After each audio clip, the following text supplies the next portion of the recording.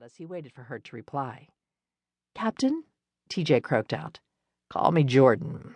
He smiled again. "Both of you." Then he focused all of his attention on TJ. "I've been looking forward to meeting you. I've heard such wonderful things." TJ felt her heart pound in her chest when she realized the dimple on the side of his mouth had the same effect on her heart as Gracie's dimple when she grinned. TJ tried to rein in her emotions. If she wasn't careful, she was going to agree to anything the smooth-talking Navy man asked for, which was something she most definitely did not want to do. "Why don't we all take a seat?" Hunter suggested, as he took TJ's hand and led her to the conference table on the other end of his large office. "Have you been back in port long?" he inquired politely, after everyone was seated. "A few days. I needed to take care of some things so I'd be free to spend the entire month at Paradise Lake.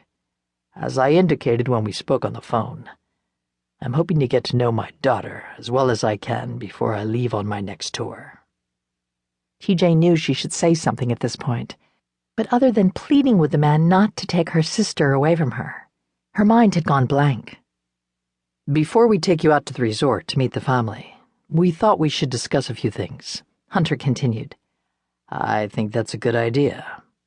Hunter looked at TJ, who replied with a look of panic. "First of all," Hunter began on TJ's behalf, "given the circumstances, we'd like to introduce you as a friend of the family. Gracie had a tough time after her mother died. She's finally settled into a comfortable routine in which she feels safe and secure. We don't want to see that threatened." TJ held her breath as she waited for the man to reply. His answer, she figured, would tell her a lot about his true intentions. "I was going to suggest something similar," Jordan agreed. He looked directly at TJ. "I'll only be here for a month. It's not my intention to disrupt all of the good things you've done for Gracie. When I got the letter informing me that I might be a father, I panicked. I'm at sea the majority of my time. Many men in my position find a way to have families, but I'm not married and have no plans to change that anytime soon.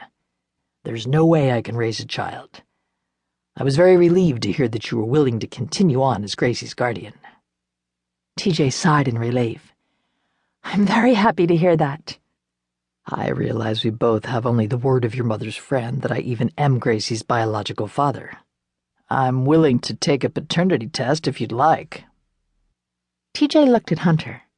They talked about having a formal test done when the captain arrived. He looked like Gracie, but she realized that many men had brown hair and brown eyes, though not everyone had the little girl's dimple. "I think for now we're fine with introducing you as a friend of the family," TJ answered. "As long as you're content with the role of a friend, I don't think testing will be necessary just yet." "Very well." "How about we refer to you as Uncle Jordan?" TJ suggested. "The girls have several honorary uncles in their lives, including Hunter. They understand that an honorary uncle is a special kind of friend who might not be family, but is more than just a friend." "Uncle Jordan is fine. Do you have any questions for me?"